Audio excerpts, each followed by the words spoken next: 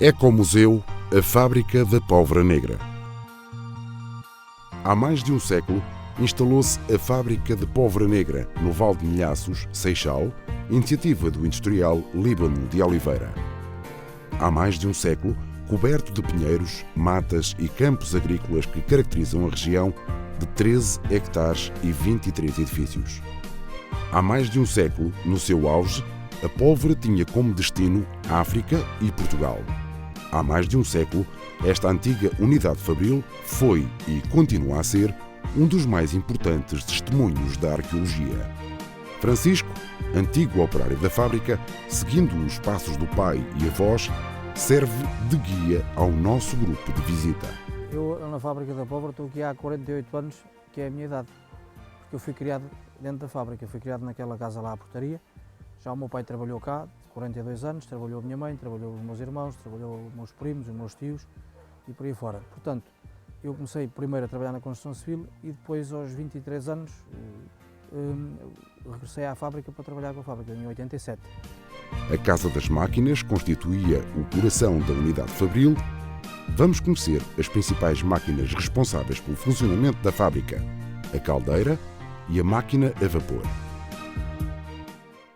Foi em princípio fabrico nacional, uma caldeira de 1911, portanto tem dois visores de água, portanto dois níveis de água, vê-se aqui assim, portanto é uma coisa que é obrigatório nas caldeiras terem as coisas a dobrar. Tem um manómetro de pressão em bar, neste momento está a 5 bares, e além do manómetro tem umas válvulas de segurança. Agora, se eu metesse mais material na caldeira, uma vez já não tem quase lume nenhum, se eu voltasse a meter mais madeira, ela iria subir a pressão e as válvulas iriam disparar, porque estão aferidas para quando chega aos 5 bares dispararem. Portanto, a caldeira leva 11.500 litros de água. É uma caldeira, no fundo, são como se fossem dois cilindros, um maior e outro mais pequeno. O mais pequeno é onde trabalha a língua de fogo e a parte maior é onde está a água. A caldeira está licenciada, além de ser de 1911, foi vestoriada, portanto está a trabalhar, pode funcionar. E portanto, é o gerador de vapor por uma máquina a vapor.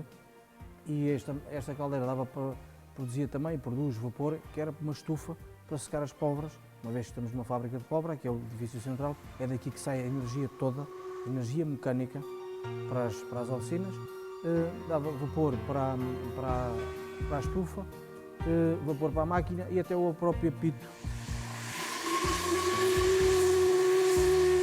O toque para os trabalhadores pegarem ao serviço às 8 horas e largarem para o almoço e voltarem a pegar à tarde e voltarem a sair, também é um apito a vapor.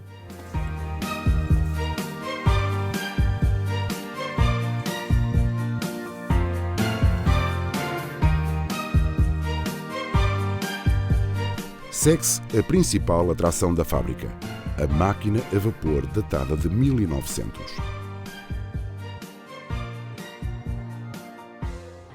Sim, esta máquina a vapor é uma máquina de fabrico francês.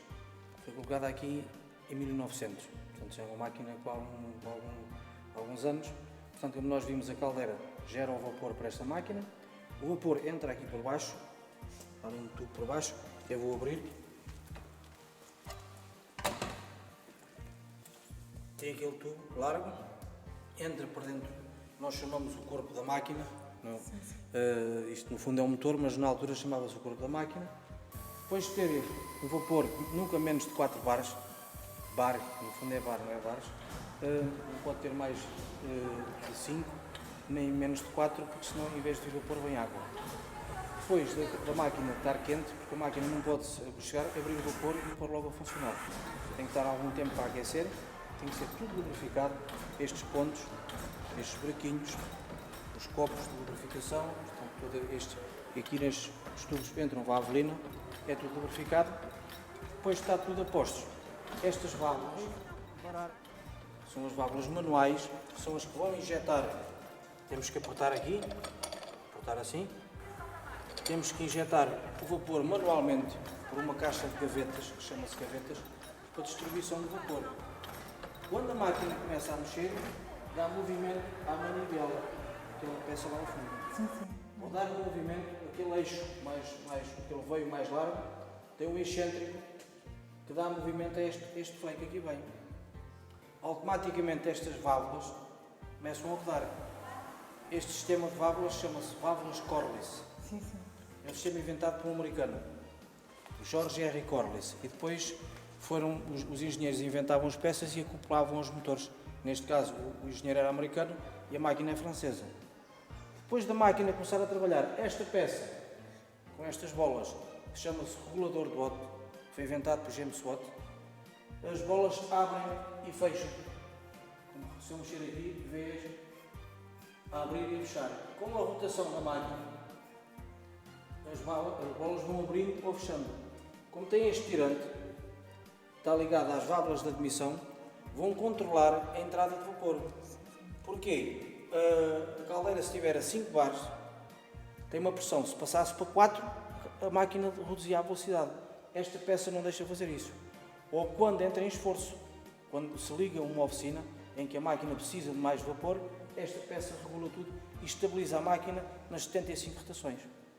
E a máquina tem 75 rotações e 125 cavalos de força de vapor. Aqui é cavalos de vapor, porque temos uma máquina a vapor.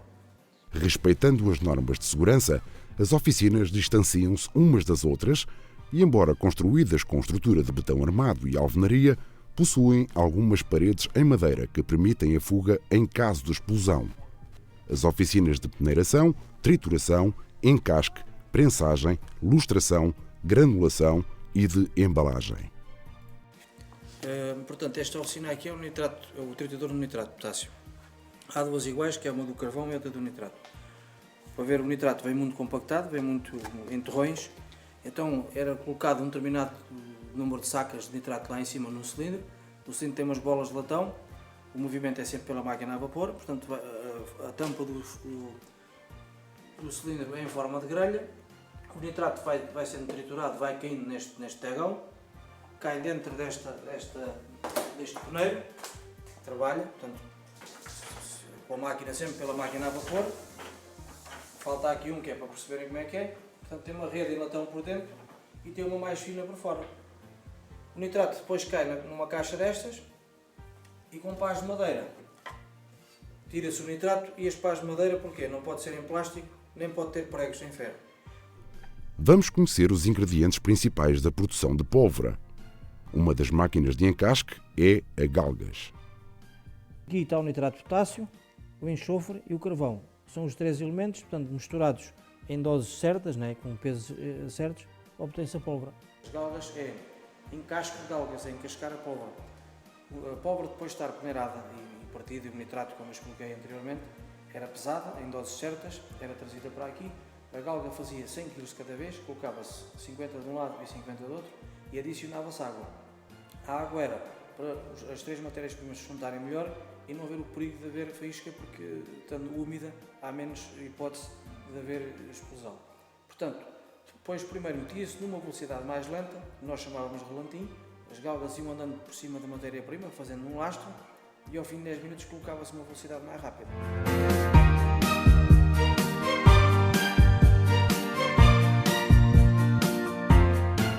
Para a transição de todos os circuitos da pólvora, encontramos as vagonetas, que percorriam 1700 metros de linha. Portanto, a pólvora, depois de estar dentro dos caixotes na galga, era trazida no carrinho de mão até aqui, era colocada em cima da vagona e, portanto, a vagona percorre todo o circuito de fabrico, incluindo os paióis de armazenamento, a casa do peso e tudo, portanto, são cerca de 1700 metros de linha. E, portanto, a pólvora passava toda pelas vagonas em todo o circuito. A própria fábrica fornecia as fardas, o calçado, aos trabalhadores e, para a sua melhor segurança, estas eram tratadas dentro da fábrica. Portanto, aqui na fábrica, a própria fábrica é que fornecia a farda aos trabalhadores para que não saíssem fora do perímetro, que era perigoso, não é? Essa roupa era tratada, são duas senhoras que tratavam, era uma farda em sarja ou ganga. Os próprios botões não podiam ser em fibra, nem de molas, eram feitos cá, em couro, em cabedal, que era para quando ressassem de alguma coisa não haver o perigo de haver explosão. Isto com os homens. As senhoras aqui também tinham que ter cuidado com a roupa. até a própria roupa interior não podia ser a nylon, por causa da eletricidade estática. Portanto, havia duas senhoras que tratavam da roupa, remendavam, estão aqui dois, eram nestes tanques que estão aqui à frente, que eram lavadas. Portanto, durante a semana era o trabalho delas. Quando chegava ao fim da semana era colocado as fardas nos balneários, cada uma tinha um número, que era o número de cartão, ou o número de cartão de ponto de cada operário. Na sexta-feira era colocado lá, eles deixavam a que andaram na semana e depois na segunda-feira começavam com uma farda já lavada. O encerramento da unidade fabril e a transferência dos bens industriais para a autarquia impõe uma nova etapa na construção deste polo museológico, iniciada em 2008. A investigação científica tem neste ponto um papel fulcral para avaliar o seu real significado tecnológico, histórico e social, de modo a transmiti-lo à comunidade como um monumento das rotas europeias do património industrial. O seu diagrama de fabrico permaneceu ativo durante 100 anos. A fábrica tem valor cultural crescente e apresenta um tema interessante da tecnologia industrial.